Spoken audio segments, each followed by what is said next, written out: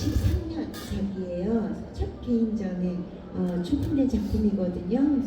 그래서 이때 작품에서 지금까지 이런 팝아트 작품까지의 이제 길들이 계속 이렇게 변화가 있었어요. 그래서 처음에 이때 작품을 하시면서 이때 작품에 대한 작품 설명을 간단하게 들어보도록 하겠습니다. 과거의 작품들이 지금의 작품하고 좀 많이 다르다는 이야기가 있죠. 과거의 작품은 어떤 주제나 이런 것들, 주제의식이나 작가에 대한 어떤 의도는 지금과와 다를 건 없습니다. 다만 초창기 작품들은 약간 뭐랄까 야생적인 어떤 표현을 더 노력했어요.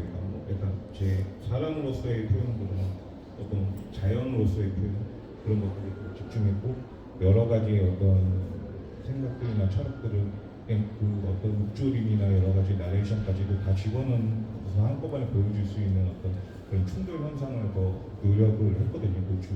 그런 반응을 보기 위해서. 그런데 이제 그 시기가 좀 지나고 나서 이게 어떤 책임감이란 작가로서의 어떤 책임감이라는 게 조금 중심을 흐트러진 중심을 좀 잡아줘야겠다는 생각 때문에 책임감을 좀 많이 느끼게 되고 좀 여기서 가장 좋은 것들을 좀 모아서 정제해야 되겠다 해서 최근의 작품이 이제 이런 식으로 변형이 된 거죠. 최근의 작품처럼. 근데 내용에 대한 것들은 그다지 다른 것은 없어요. 그러니까 어떤 세계관이나 여러 가지 분석된 의식과 무의식에 대한 것들을 다 한꺼번에 넣는다는 표현이고 그리고 과거와 조금 다른 거는 어떤 작업을 많이 한다. 그림을 많이 그린다, 잘 그린다의 개념보다는 제가 그릴 수 있는 것을 놓치지 않는다, 그릴 수 있는 방법들을 쉽게 버리지 않고 그런 것들을 좀 꼼꼼히 모아서 지금의 작품들을 하는 데 있어서 발전시켜야 되겠다는 생각을 가지고 있고 앞으로도 어떻게 진행이 될지는 모르겠지만 그런 바뀌어버리는 어떤 작품들을 통해서 제가 또 투영되는 것도 다시 한번 되뇌면서 계속 작업을 이어지게끔 만들어 가게끔 하는 어떤 활동적인 영향을 스스로에게 좀 어떤 작가의 어떤 그냥 무분별한 것보다는 작품을 위해서 활동하는 어떤 사람으로서의 역할이 좀 중요하다고 생각합니다. 그리고 지금의 작품은 앞으로 어떻게 될 건지는 잘 모르겠습니다. 긍정적인 마음으로 진행을 하고 있습니다. 말씀 감사드립니다. 그래서 제가 작가님을 2013년 첫 개인전에서부터 지켜보면서 첫 개인전 때는 정말 날 것 그대로의 그림에서 분출되는 그림, 그래서 요즘 이렇게 다듬어진 그림들과는 전혀 다른 정말 그 그림 자체가 주는 그 원초적인 에너지, 그 힘을 느꼈고요. 그래서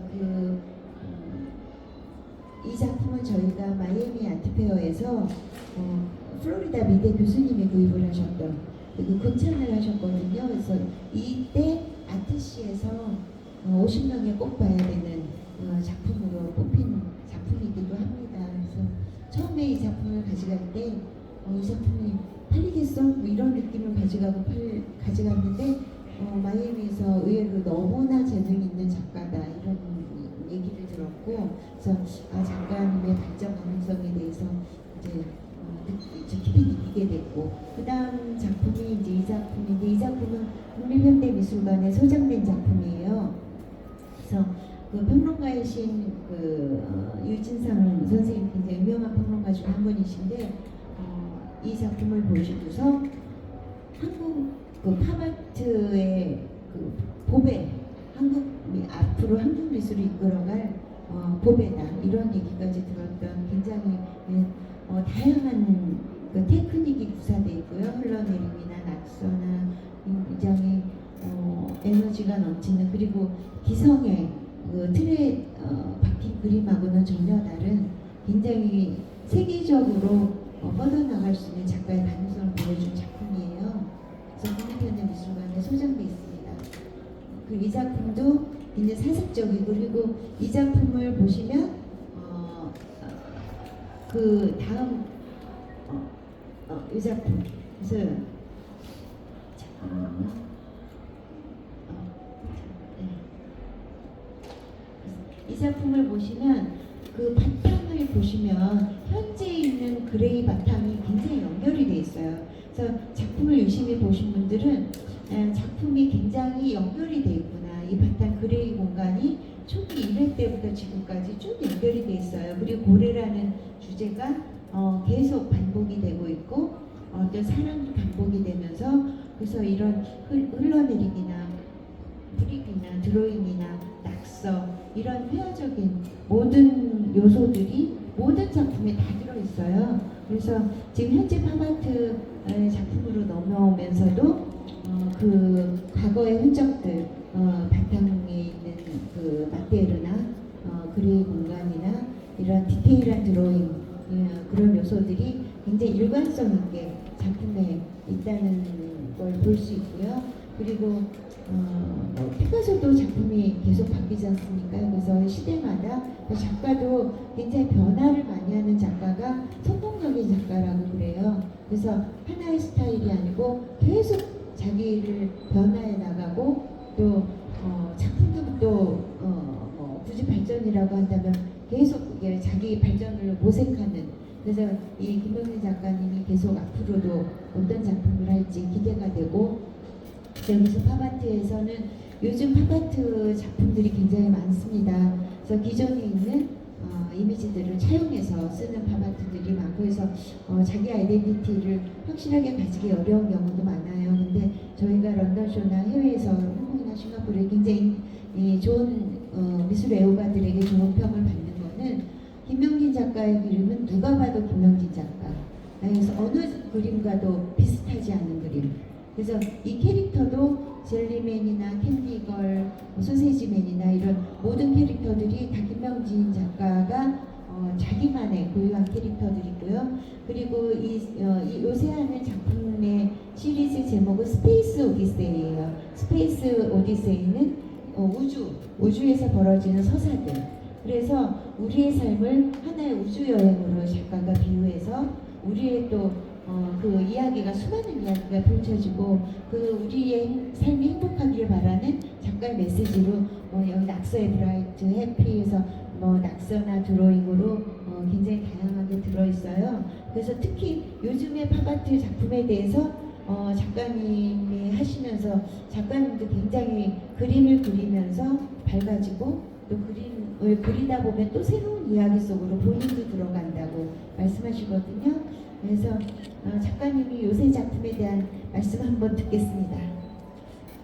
네, 요즘 작품들은 좀 기존의 작품보다는 좀 밝게 표현이 하고 있어요. 그것이 어떻게 보면 가장 중요한 거는 템포러리가 굉장히 중요하다고 생각이 들고 그리고 과거에 있었던 어떤 그런 깊이 강요 같은 어떤 요구 조건이 지금은 오히려 밝게 표현을 함에 있어서 제가 좀 치유되는 부분에서 더 집중을 하게 돼요. 그러니까 작가로서의 위치도 중요하지만 제 그림을 가지고 관람하는 입장으로서의 그 기준점도 굉장히 중요하다고 생각이 들거든요. 그래서 관람자로 봤을 때 제 그림을 봤을 때는 어떤 영향을 끼치는가에 대해서 한번 곰곰이 생각해 보는 경우가 많거든요. 그럼 과연 제 기분이 나빠야지 좋은 작품으로 더 인정을 받는 건가라는 어떤 단순한 의심부터 시작됐을 때는 결국에는 그 원동력의 어떤 정신이나 이런 것들도 중요하지만 뭔가 굉장히 그러니까 열정적으로 올라올 수 있는 그런 상태가 가장 좋은 조건이라고 생각해요. 작가한테는 몸을 도구로서 써야 되는 부분이 있으니까. 그리고 한 번 더 중요하게 생각하는 건 내 마음은 어떠한가에 대해서 또 고민을 하게 돼요. 진정으로 어떤 작품에 대해서 좋은 마음을 가지고 담아내고 있는가라는 어떤 그런 부분 때문에 최근의 작품들은 그저 좋은 생각과 좋은 마음으로서의 그런 개념으로서 작업에 임하고 있습니다. 감사드립니다. 그래서 이 다음 작품이 이 작품이고 이 고래가 의미하는 바에 대해서 이제 궁금해하는 분들이 많아서 이제 작가에게 고래는 예전 작품들을 한번 훑어볼까요? 여기 보시면 여기 고래가 있잖아요. 예전 작품에. 그래서 이 작가님에게 고래는 뭐 고래가 인기 있으니까 고래를 그려보자 그런 고래가 아니고 이 작가님의 삶의 예술적인 삶에 있어서 굉장히 중요한 모티브가 되는 소재예요. 그래서 작가의 작가에게 늘 희망을 주는 존재, 작가님은 어려웠을 때도 항상 희망을 잃지 않고 나아가게 해주는 큰 친구 같은 굉장히 큰 존재이고, 그래서 요새도 이런 고래 작품들이 작가에게 주는 의미는 굉장히 희망적이고 밝은 느낌을 주는 이미지예요. 그리고 그래서 공간감도 굉장히 좋고, 그리고 이 작품은 특히 태양의 후예라는 도깨비 아시죠? 그래서 그 감독님이 연출하는 드라마가 내년에 방송되는데 거기에 굉장히 중요한 이미지로 쓰일 작품이에요. 그래서 거기서도 김명희 작가의 작품을 많이 보실 수 있을 겁니다. 그래서 요새 우리 최고의 인기 있는 팝아티스트로서 김명희 작가님의 이제 또 내년부터 이제 올해 마무리하고 내년부터의 또 계획에 대해서 한번 들어보겠습니다. 내년 계획이 달성이 될지 모르겠는데 준비는 좀 계획 짠 것들은 많은데 무엇보다 건강이 가장 중요한 것 같아요.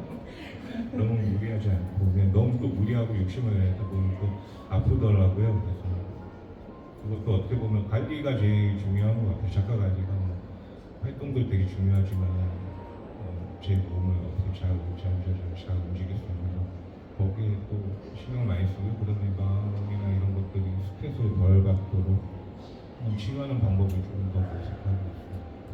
그리고 정말 좋은 생각들과 예쁜 어떤 에스키스들이 좀 많아요. 근데 내년보다도 더 크게 한 10년 후 그리고 죽기 전까지 어떤 계획을 좀 크게 바라보고 있거든요. 그래서 그런 것들을 조금 퇴색되지 않게 묵묵히 꾸준하게 작업을 하기 위해서 그런 노력을 많이 하고 있습니다. 감사합니다. 그래서 앞으로 김명진 작가님이 한국의 최고의 팝 아티스트로서 해외에서도 앞으로도 계속 좋은 성과 올리시고 세계적인 팝 아티스트로 자리매김하시기를 기대합니다. 감사합니다. 그리고 여러분 여기 아까 말씀드린 것처럼